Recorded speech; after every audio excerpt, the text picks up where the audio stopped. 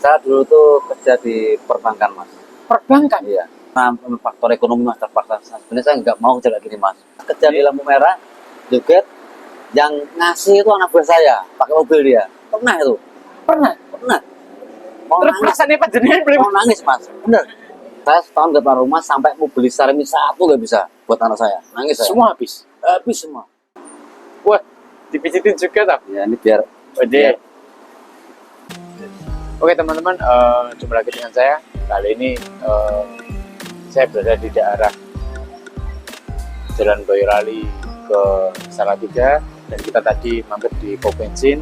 Rencana adalah kita mau istirahat sebentar, tapi setelah kita lihat kondisinya ternyata ada semacam kayak badai yang lagi joget-joget itu, dan target kita nanti seperti apa orangnya, dan dia orang main dan dia orang mana, nanti kita coba tanya sama bapaknya.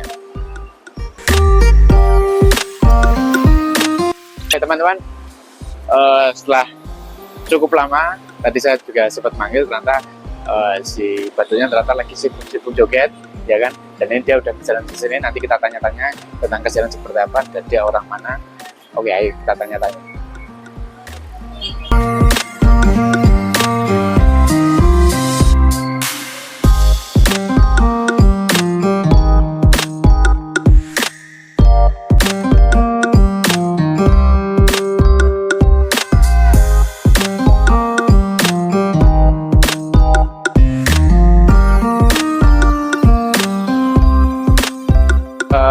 Saat ini kita sudah sama Pak Sinten namanya? Pak Teguh. Pak Teguh. Pak Teguh. Ya. Pak Teguh. Pak Teguh ini berarti setiap hari nggih kerjanya nggih joget-joget kayak gitu. Iya. Nggih. Kalau nggak begini Sambil juga- duduk mawon. ya. Oke, ini kan kita ada ngobrol-ngobrol sama Pak Teguh. Pak Teguh udah berapa lama Ya, hidup di sampai pinggir jalan? kalau di jalan udah hampir 8 tahunan aku. Di jalan udah hampir 8 tahun. Terus jadi badut seperti ini udah berapa tahun? Ini ya sekitar itu, Mas. Dulu awalnya pakai topeng kera aku. Oh, berarti sebelumnya pakai topeng-topeng kera, terus mulai berubah sekarang jadi badut seperti ini. Oke, ini kita bersama Pak Teguh. Pak Teguh ini udah punya pengalaman kurang lebih 8 tahun hidup di jalanan, dan ternyata sebelumnya Pak Teguh jadi badut seperti ini sebelumnya adalah kayak model kayak cuma topeng-topeng aja. Oke, ini kita udah ngobrol-ngobrol sama Pak Teguh. Sekarang saya mau minta izin untuk dibuka topinya sama topengnya. Seperti apa orangnya? Boleh, Pak? Ya, udah Oke. tua, Mas. Nah, ini sama Pak Teguh. Ternyata gitu. Jadi umurnya berapa, Pak? Tebak aja berapa kira? Kira-kira 50. Nggak ada. Enggak ada, berarti malah kurang. 48 lah. 48. Oke, kita bersama-sama Pak Teguh. Beliau usia 48 dan beliau udah kurang lebih 8 tahun menggeluti dunia seperti ini. Nah, sebelum panjenengan hidup di jalan, sebelumnya kerja apa, Pak? Ya, ini jasa bukan saya ya. Iya. Buka aja, Mas. Terus terang jujur. Iya. Kalau orang jujur. Iya. Saya dulu tuh kerja di perbankan, Mas. Perbankan? Iya. Perbankan pun di? Kalau Pak Teguh ini asli yang putih, Pak? Muarang. Ungaran? Iya. Lu kok bisa nyampe daerah sini nih, Pak? Saya dulu itu terakhir saya pegang di Babatan, Mas. Pegang sendiri. Jadi saya punya anak buah lah, banyak lah. J? Ya, karena kerja di keuangan itu resikonya gede ya. Jadi Iya. kita juga nggak tahu seperti apa jalannya, ya tahu-tahu tuh setelah ada masalah-masalah akhirnya terbongkar semuanya gitu loh. Masalah di perbankan ini, Gu? Iya, Dan jenengan kerja di perbankan iya. itu udah berapa tahun? Ya itu sekitar dari 2006 kalau salah sampai 2014. 2006 sampai 2014, berarti kurang lebih 8 tahun. Sebelumnya saya juga pernah juga. Jadi saya memang Di bangkai, ternyata Pak Teguh ini sebenarnya Ya, karena- seseorang yang luar biasa. ya karena faktor ekonomi, Mas, terpaksa. Sebenarnya saya nggak mau kerja kayak gini, Mas. Siapa sih nggak mau kayak saya, nggak ada ya, Mas. Oke, ternyata beliau ini sebelum beliau terjun di jalan, ternyata beliau ini adalah seorang perbankan. Beliau udah menggeluti dunia di perbankan di salah satu bank itu kurang lebih Ya kalau 8 tahun. di banknya dari tahun 96 saya sebenarnya. 96 Iya, malah.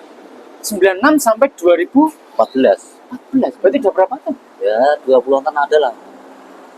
Ternyata Pak Teguh ini ternyata sebelum Pernah, Mas, saya kerja di lampu merah, joget, yang ngasih itu anak buah saya, pakai mobil dia. Pernah itu. pernah. Pernah. mau Terus nangis, perasaannya panjenengan belum? mau nangis mas, bener.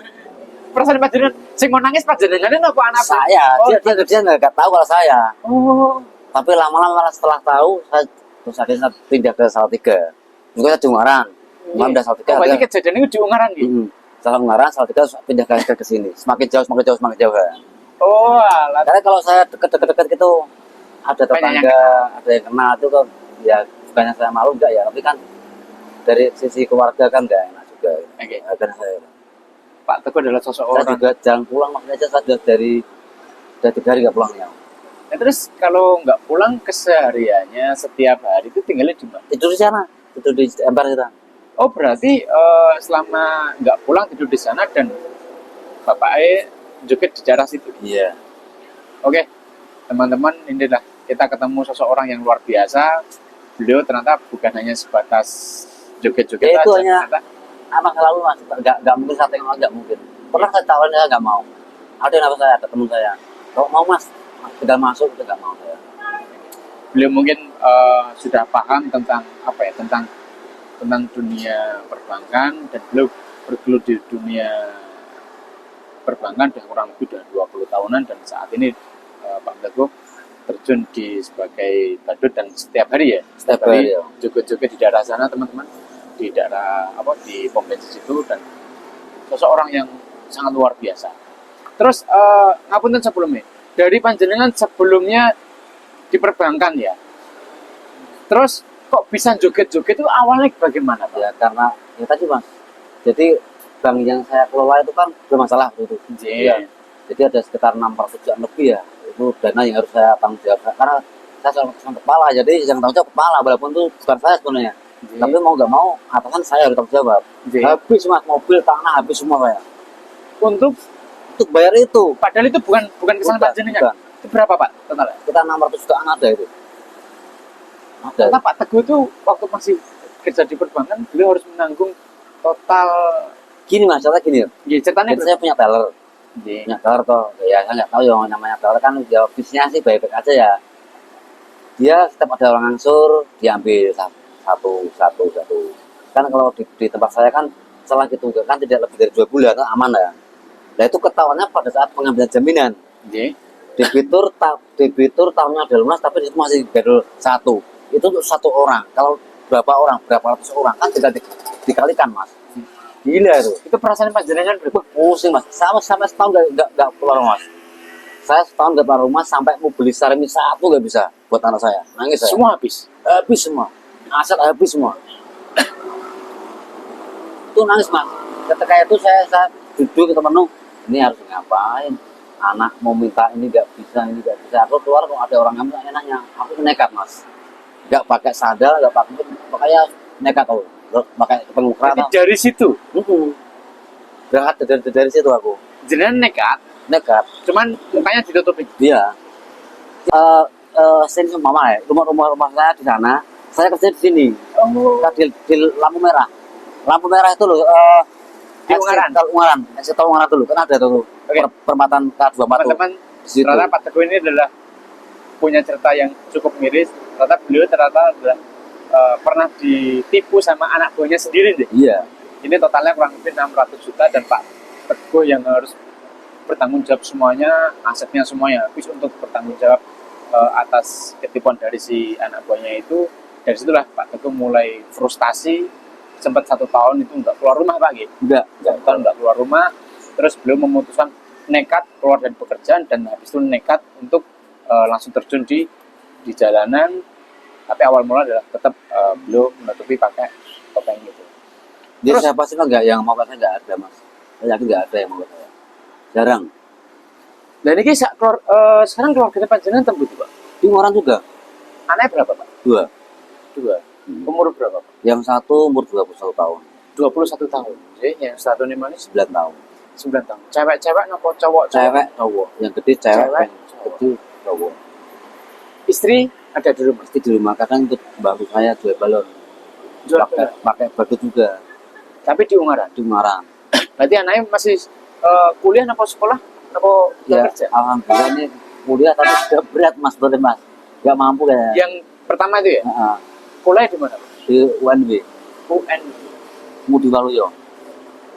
Berarti sekarang udah nggak lanjut kuliah lagi ya? Masih kuliah nih, Masih bulan juga ini mau bayar juga. Semester Kan ini pinter? semester 3 nggak salah. Ini mau ujian kan belum bayar mas, jadi kalau ujian belum bayar kan nggak bisa ikut ujian. Ini pokoknya bisa nggak bisa susahnya harus bayar aku. Gitu. Ngapunten Pak Teguh sebelumnya. Jangan setiap sore apa setiap hari? Setiap Dari hari, jam Mas. berapa biasanya? Ya kalau dari rumah pagi ya dari jam 10 jam 9 lah sudah mulai. Sampai jam? Sampai malam. Sampai malam? Ya sampai Jam malam. berapa Pak biasanya? Jam 9. Kalau hujan ya nggak kerja mas. Kayak kemarin kan hujan kan nggak kerja. Berarti kurang lebih hampir 12 jam. Iya.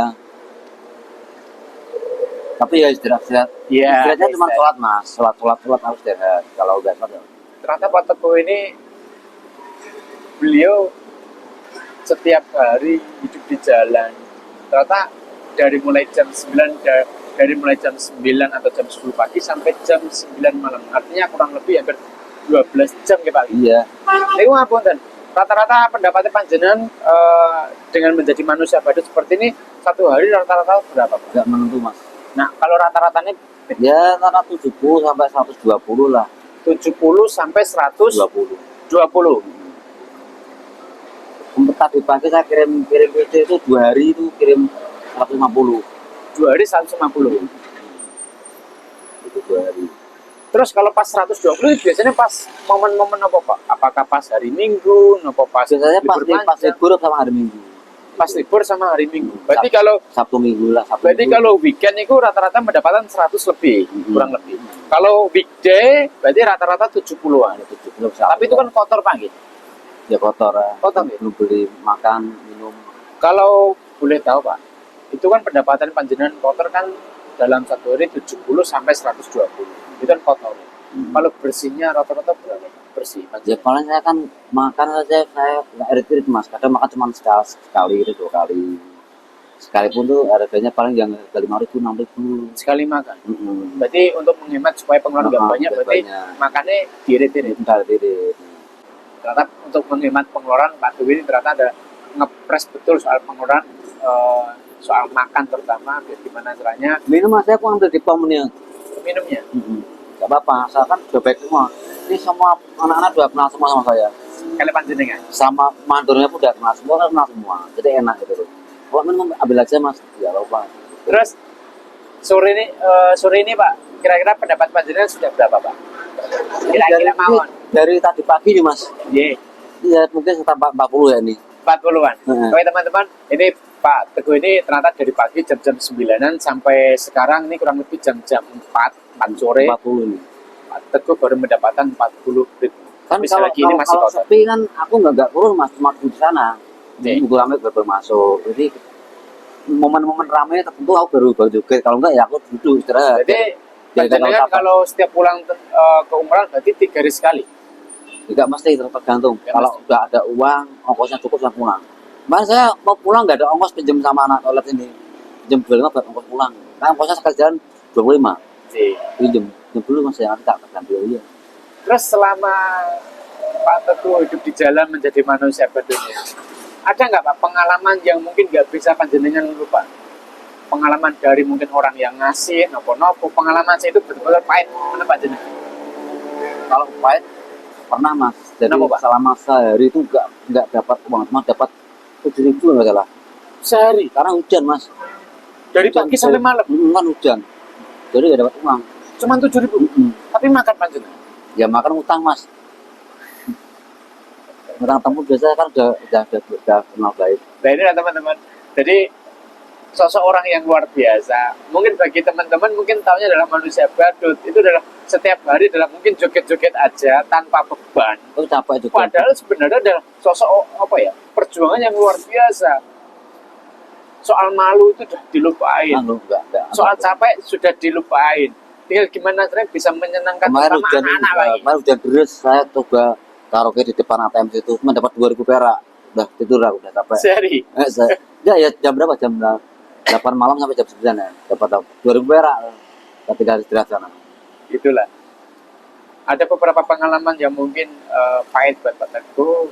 Beliau tadi menceritakan mulai di jalan dari jam 9 pagi sampai malam itu beliau hanya mendapatkan Rp7.000. Ya karena faktor Bahkan cuaca. makan pun utang Pak. Iya. Terus ngapunten Pak Teguh, harapannya panjenengan buat panjenengan piyambak maupun buat keluarga, Ya. anak istri napa Pak? Kalau Harapannya panjenengan saya sih satu yang penting dijalani dulu apa adanya. dijalani juga apa adanya. Nggih. Toh suatu saat kita juga nggak mungkin akan seperti ini terus Mas, nggak mungkin. Usia kan semakin bertambah tua. Bukan kemampuan orang kan udah mungkin ya berkurang lah. Yang mungkin yang sekarang bisa 12 jam mungkin nanti 8 jam, nanti 4 jam. Lama-lama kan fisik yang menurun. Terus Ya, harapannya harapan saya sih punya usaha di rumah Mas. punya usaha di rumah. Kalau belum tahu pengen usaha apa Pak? Aku kan dulu pernah buka potong rambut juga. Panjenengan. Ini alatnya tak bawa. Oh, luar Jadi biasa. kalau ada orang potong tak potong di sini. Oh, gitu. Ternyata Pak Teguh itu tetap bisa motong. Itu saya juga potong rambut sendiri kok. Oh, jadi. Tidak pernah potong di luar. Ini alatnya panjenengan Bapak? Ada. Ada. Mau bukti juga ada. Bawa Ada. Ada semua komplit. bisa. Tinggal motong, mau Berarti potong. kalau sekarang hari ini jenengan motong bisa? Bisa. Bisa. Oke Pak, kita langsung potong. Oke, tak bikin ya. Ternyata Pak Teguh ini ternyata selain dia manusia badut, ternyata beliau juga seorang tukang potong rambut dan kebetulan Pak Teguh membawa alatnya. Nanti kita coba motong Kita rambut ambil dulu, saya. Mas, ya. Oh iya.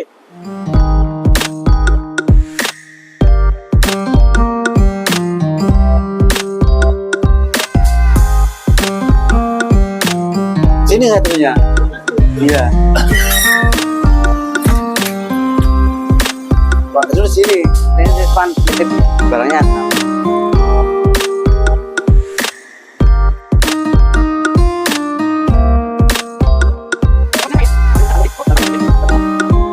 Oke teman-teman, ini adalah alat potongnya Pak Teguh dan sekarang beliau lagi cari kursi seperti apa nanti hasil potongannya dan seperti apa teknik Bentar ya. sentuhannya.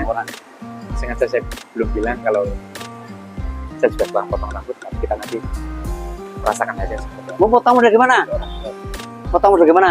Potong bagaimana? Model gimana? Kalau aku sesuaikan dengan rambutnya itu ya Pak, mengikuti aja ya. Soalnya kan Oke, lihat dari kan nggak pernah potong kayak gini, berarti saya Oke. mengikuti aja. oke Pak.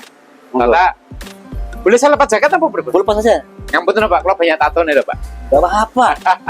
Orang bertato tuh gak mesti buruk Mas. Oke. Saya pernah kita Oke. anak-anak pang banyak, tatoan banyak. Pak Jerian pengalamannya kok udah berapa tahun? Dalam dari SMA Mas, sudah Dari SMA. SMA. Oke, coba kita nanti akan eksekusi. Berarti saya tinggal duduk Pak nggih? Iya, dulu aja. Nyalanya teman-teman.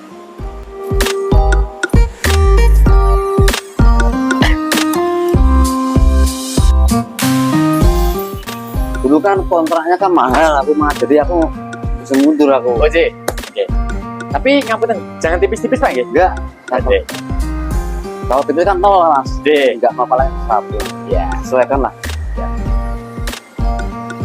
Soalnya kalau potong tipis-tipis, ini enggak lama enggak potong loh Pak. Iya. Iya. Oke. Oke, seperti apa hasilnya?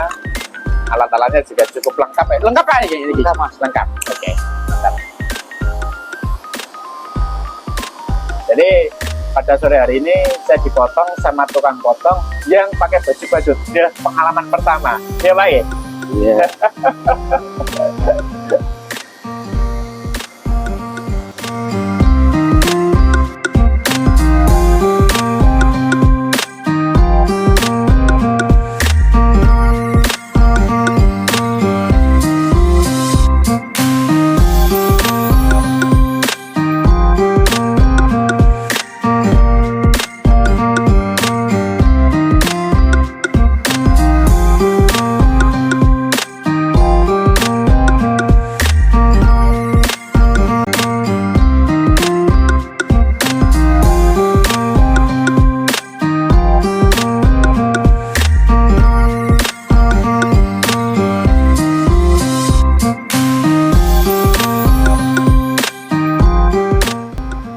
Ada rencana pengen buka potong rambut malam betul Pak?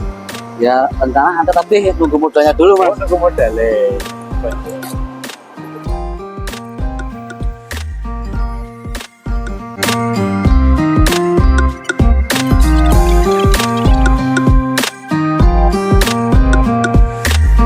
Kalau kurang dia mungkin Mas ya, kurang sama ya ada. Mas lihat juga tuh saya. Kalau kurang gimana ya ngomong aja. Ini belum selesai soalnya tinggal overcome-nya soalnya. Overcome itu apa Pak? Overcome ya dipakai sisir. Oh pakai sisir.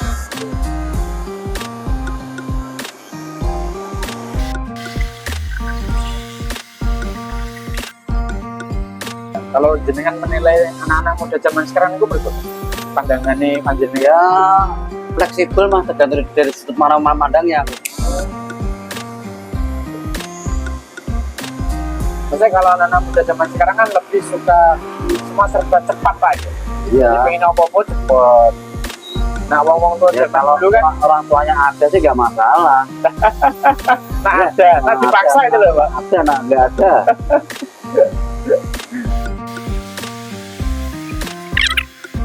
Terang-terang mas, ini mas, terang-terang, sini aja. Oh kurang terang, oke. Nggak kelihatan. Oke, siap Pak. Kalau Mas Deputi, Riki Mawan. Ya. Oke.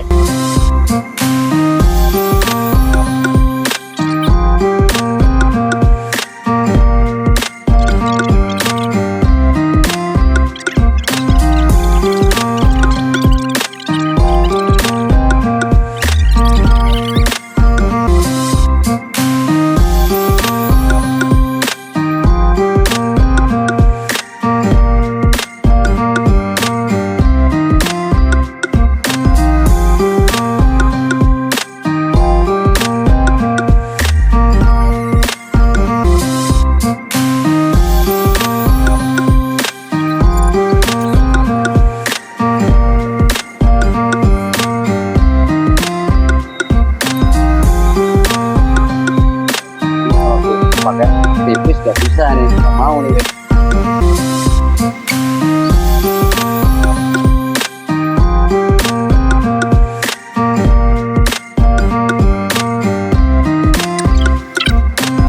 Sampun Pak. Sampun dereng. Ampun. Alhamdulillah.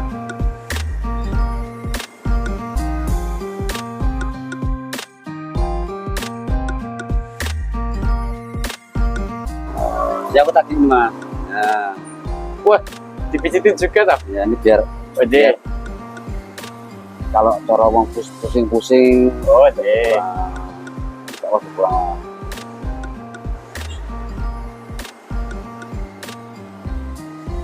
Oh, jenengan bisa mijit juga Pak? Belajar dari mana Pak? Otodidak juga. Oh, belajar apa tidak?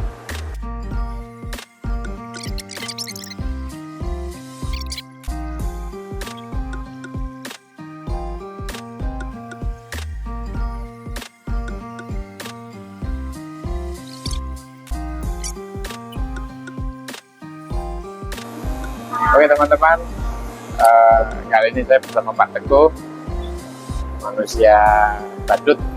Sebelumnya, tapi setelah saya tanya-tanya, ternyata beliau adalah seorang tukang cukur. Dan inilah hasil cukurannya. Tapi saya belum melihat, tapi kayaknya sih bagus. Mantap Pak ya? Iya. Oke, gimana teman-teman hasil cukurannya Pak Teguh?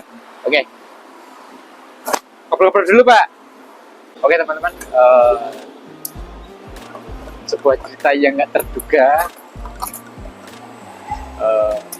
Tadi saya ketemu sama Pak Teguh, beliau adalah manusia badut dan ternyata kebetulan beliau adalah seorang tukang potong dan saya minta rambutnya dirapiin dan ternyata ini hasilnya sebagai apa?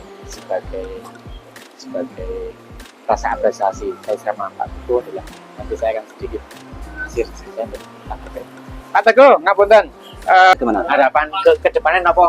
Ya semoga saya satu kasih sehat itu dulu. Satu sehat, Rezeki lancar, cukup. rezeki lancar. Terus kedepannya insya Allah ya bisa di rumah lah. Dia dekat dengan rumah. Oke, oke teman-teman, harapan Pak Teguh adalah yang pertama beliau ingin sehat terus, yang kedua diberikan rezeki, yang ketiga ke depan Pak Teguh pengen punya usaha sendiri. Itu aja. Oh, saya Oke, potong-potongnya bayar lah. Oh, kalau saya di kampung 10.000 mas. tarifnya 10.000. Kalau di sini kadang orang ngasih 15, kita 20 kan gitu.